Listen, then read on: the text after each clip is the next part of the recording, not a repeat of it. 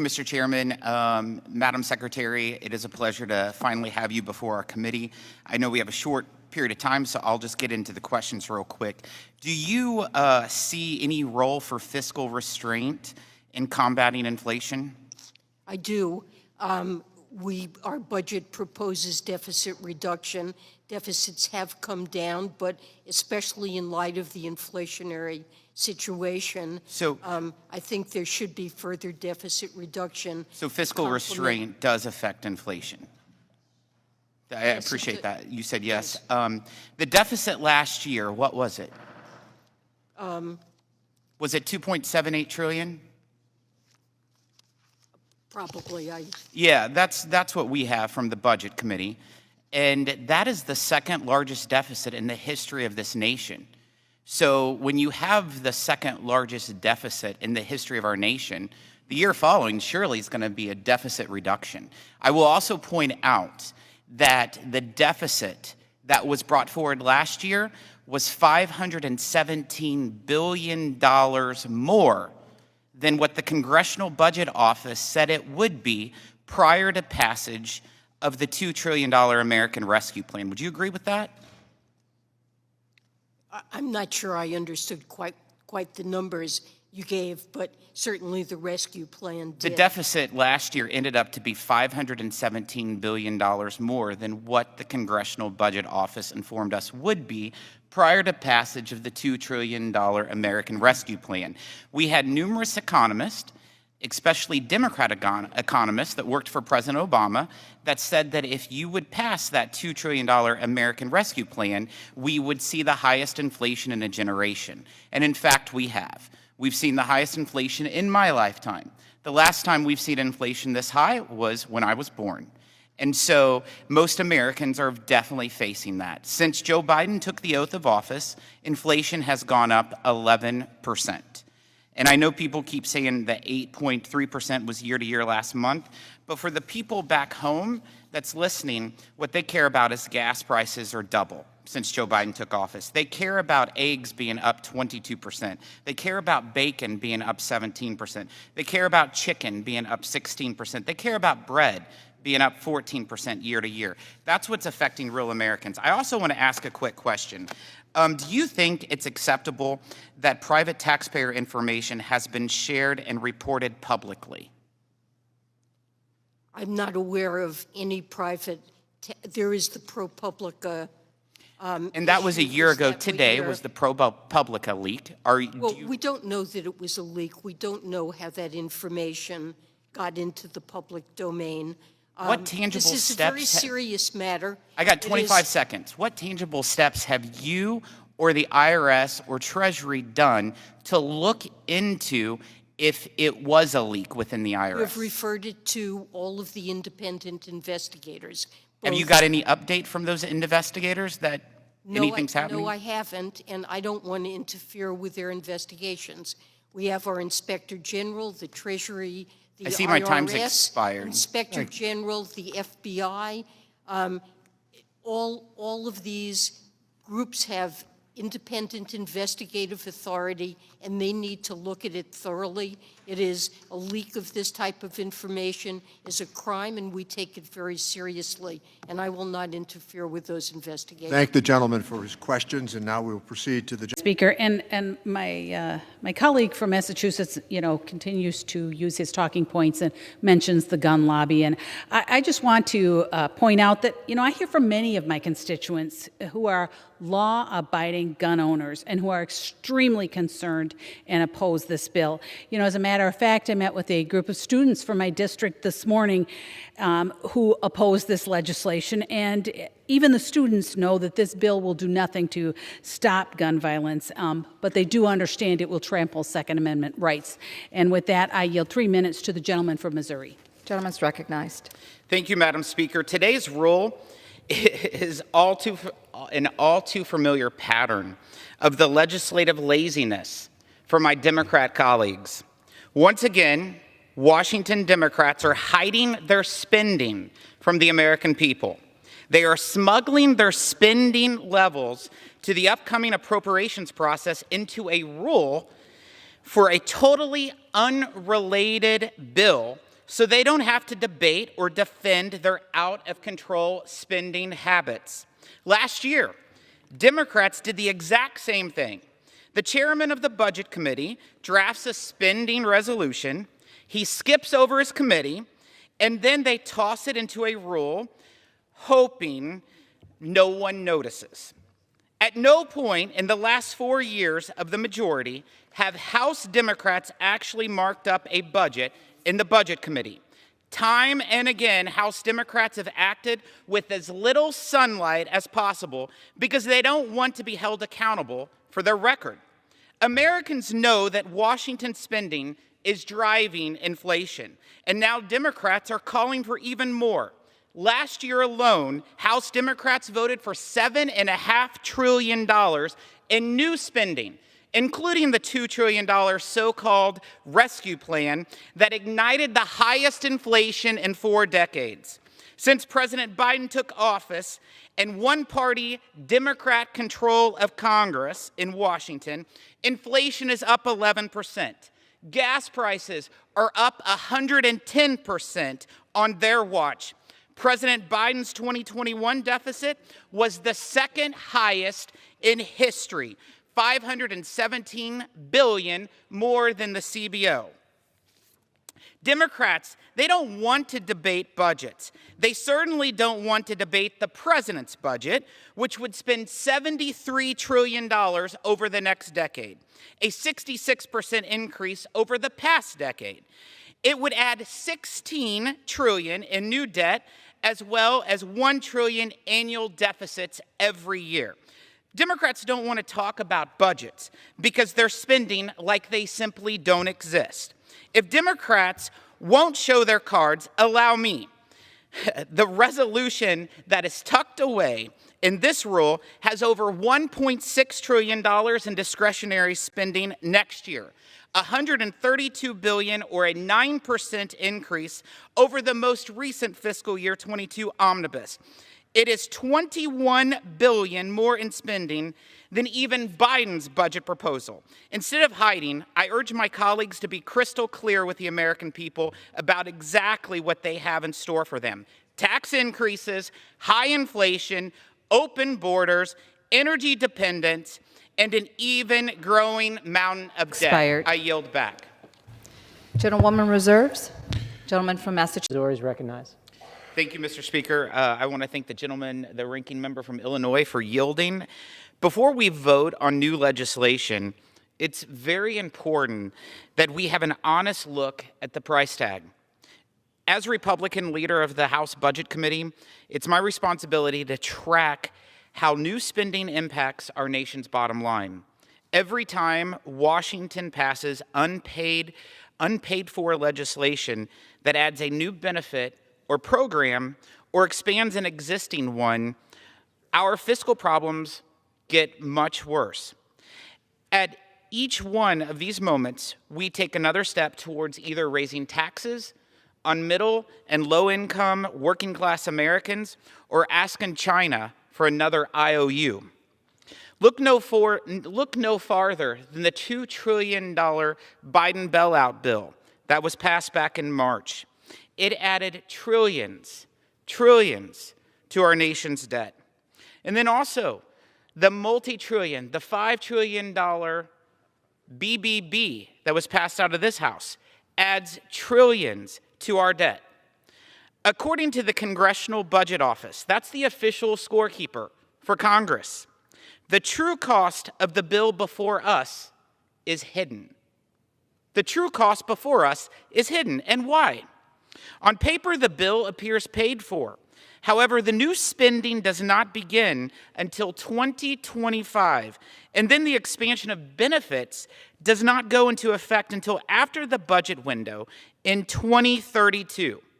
Meanwhile, the pay-fors all go away within the 10-year window.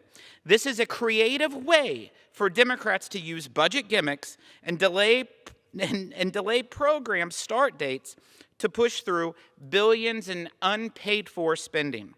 These types of budget gimmicks are exactly what Democrats have been doing with the $5 trillion spending bill that was called out, and why senators on the other side of the building will not support your legislation.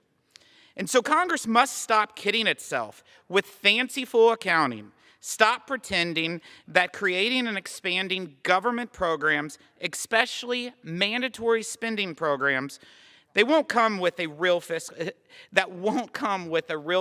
impact. And start being honest with the American people about the true price tags and the consequences of their reckless actions. I yield back. Gentleman yields. That we hear from our Democrat colleagues over and over when it comes to high inflation is that it's Putin's fault. First, when inflation was an issue, Democrats, folks in the administration said it was temporary, it was transitional. They said it was a high-class problem.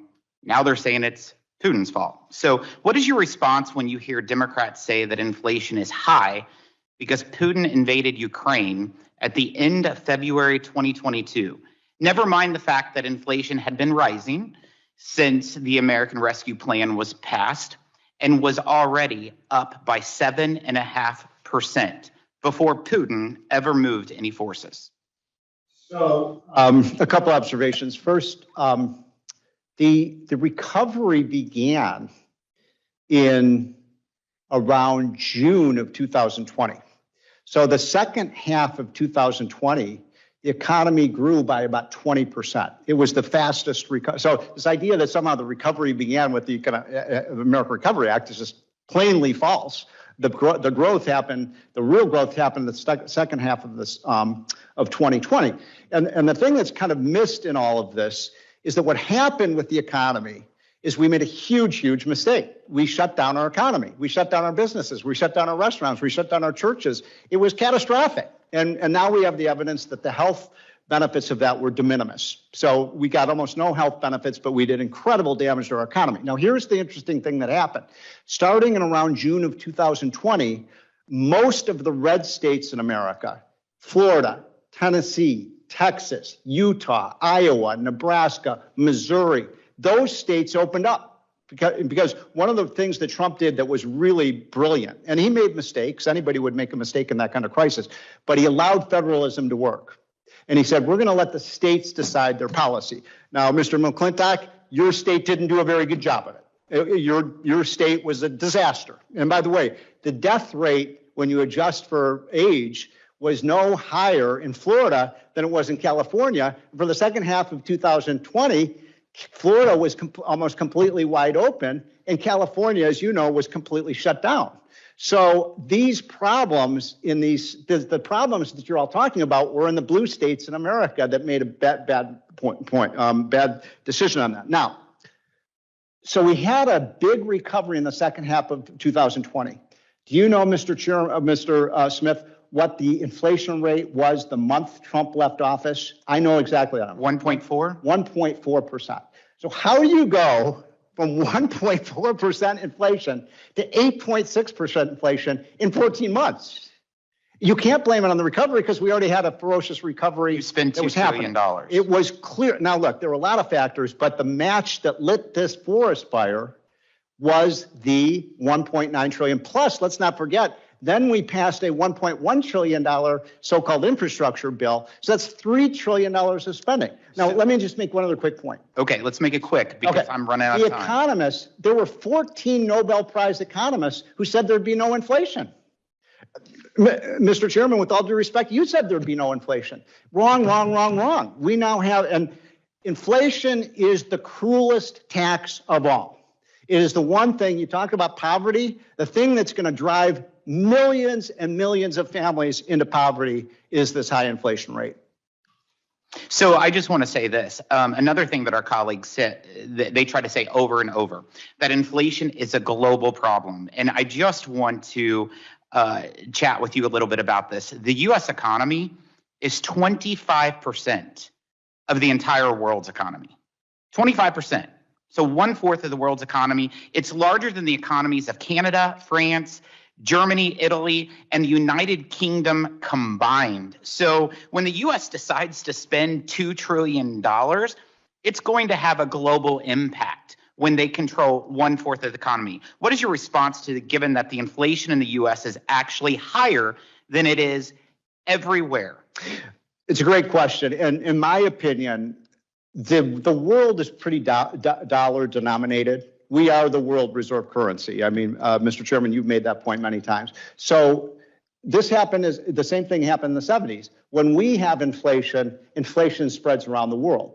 So this is like reverse foreign aid. We're actually hurting all of these other countries in the world because, you know, the euro is indirectly tied to the dollar. So many other countries basically peg their, China, for example, is essentially pegged their yuan to the dollar. So we export inflation when we have inflation here. And that explains why if we bring our inflation rate down, Mr. Smith, I guarantee you the rest of the world will see a decline in inflation as well. So despite the rosy commentary from the Biden administration and Democrats that you'll hear today, here are the facts. The economy shrank 1.5% in the first quarter. Right. This year, labor force participation is below what it was before the pandemic. The largest consumer price index has inflation up 8.6%. Since President Biden took office, inflation is up 12.2%. The Fed has already increased interest rates twice this year, with another increase poised to take place tomorrow. Real wages are down 4.2% since Joe Biden took office, and gas is up 110%. And the 2021 deficit at $2.78 trillion was the second highest on record, $517 billion more than CBO said it should have been. What do you think our economy will look like? What effect specifically did the American Rescue Plan have on economic growth and inflation? Well, look, there was a huge stimulus at the beginning of 2021. There's no question about it. And that stimulus was not the American Recovery Act. I actually think that was negative for the economy. The stimulus, Mr. Smith, was Operation Warp Speed. We had a virus, and a vaccine, and that vaccine allowed millions and millions of more businesses to reopen their doors and allowed millions and millions of Americans to go back to work. I frankly think that if Trump had been president over the last, we would not be facing this situation. We would have a booming economy. We lowered the poverty rate under Trump's policies to the lowest level in recorded history for blacks, Hispanics, women, any group you want to talk about. You want to talk about reducing poverty rates in this country? Trump did it. Exactly. In your statement earlier, you made the comment that we should cut taxes, and it's quite interesting. What the Democrats keep trying to do over and over is to spin the Build Back Better, the Build Back Broke bill. They keep revitalizing it, which is over $1 trillion in tax increases. Taxes on U.S. energy to increase gas prices, but yet they want to continue to spend money. So would you say that passing the Build Back Broke Act, as I refer to it, which would increase taxes on Americans, increase taxes on U.S. energy, and also increase government spending, do you think that's the solution to our economy right now? So can I say something nice about a Democrat, Mr. Smith? Because I am a kind of a nonpartisan guy. I mean, Joe Manchin saved this country. Joe Manchin saved this country. If we had passed that, at that time, that bill was by many estimates, $4 trillion. I mean, I shudder to think, if you think, 8, 9, 10% inflation is bad, if we had passed that bill, I think we'd talking about inflation rates that could have hit 15%. Thank you. I want to ask Dr. Coronado.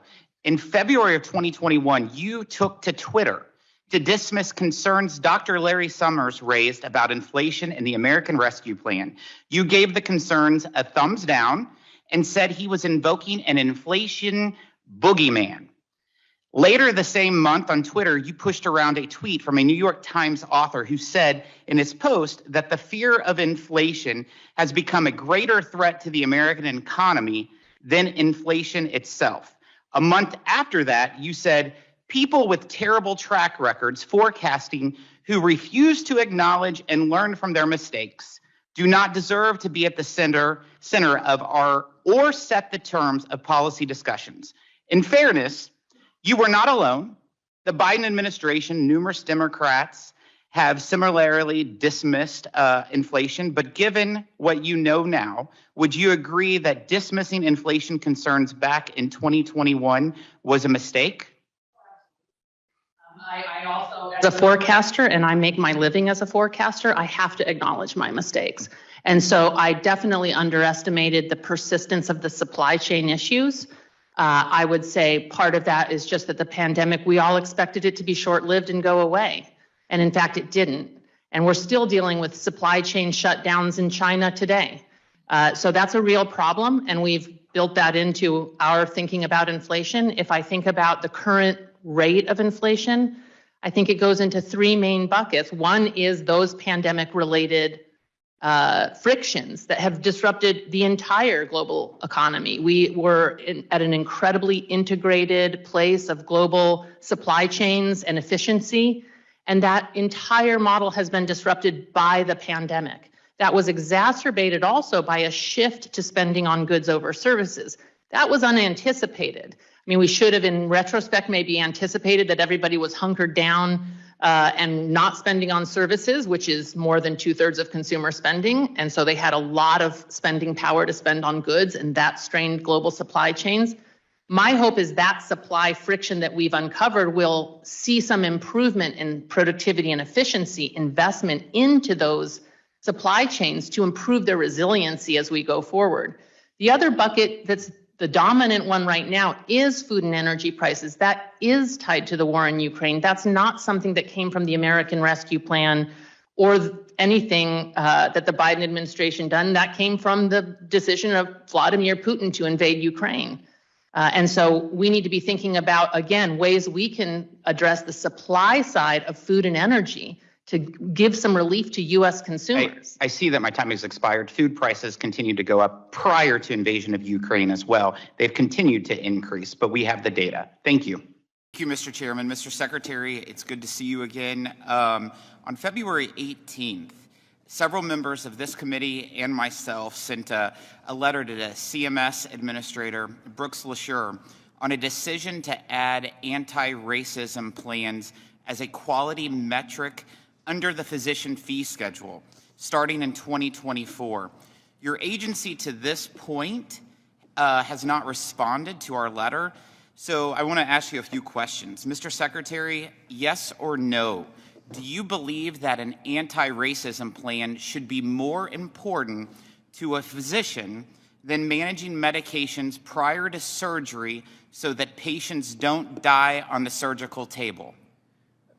Congressman, I got to ask this question yesterday. If you can point to me where there is a so-called anti-racism plan, I can respond. But what we're doing is Mr. Chairman, I'd like to enter into the record this fee schedule that CMS has offered as a rule from November. So ordered. And Congressman, can I ask you to read what the title of that is?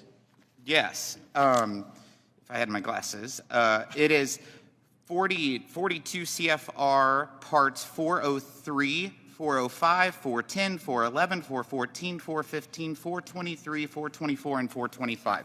It came out from your CMS on November 21st, 2021. You gave a lot of numbers. You didn't say what the programs were. It's the physician fee schedule. And you pointed out to some form of plan, and what I'm saying to you, there is no such plan as you've described, so it's difficult. I'll reclaim my time. You didn't answer yes or no. It's not a yes or no question. I asked a question that was yes or no, so I think a question about a plan that doesn't exist. So you're saying it does not exist? Not what you've described. So there's no anti-racism plans that's part of a physician fee schedule that came out through rules from CMS? Congressman, respectfully, show me. Are you, Mr. Secretary, you're Secretary of CMS, is there a physician fee schedule that came out that has any content of weighted measures for anti-racism? There is a fee schedule that takes into account that we have great disparity in this country in accessing health care and moving towards a system that will make sure anyone has equal access to the care that they are entitled to. And in that fee schedule, does it put separate weights for various aspects of care based on one's race? Based solely on one's race? No. We'll be happy to even provide, we would not even be having this interchange, Mr. Secretary, if your department would respond to letters that we have sent. Congress would accurately describe what we're doing, and it's easier to answer questions. Mr. Secretary, I'll be happy to provide the fact that the CMS has issued a fee schedule in November that weights anti-racism activities to have more preference over one being diagnosed for cancer, one being diagnosed of what drugs they should have before surgery is unacceptable. The most important things to every physician should be providing high-quality care to every patient, Mr. Secretary. Politics should be the furthest thing from a physician's mind. Shamefully, under your agency, politics, not medicine, will take center stage at the doctor's office. Under this new measure, Mr. Secretary, you have adopted quality assessment of patient care provided by physicians will be directly linked to the implementation of anti-racism plans. Specifically, HHS will encourage clinicians to perform clinic-wide reviews of existing tools and policies such as value statements or clinical practice guidelines to ensure that they include and are aligned with a commitment to anti-racism. Mr. Chairman, I think that's unacceptable. Thank you. I'm going to allow the Secretary to answer, if you would like. Very briefly, Mr. Chairman, Congressman, I respect the position you take.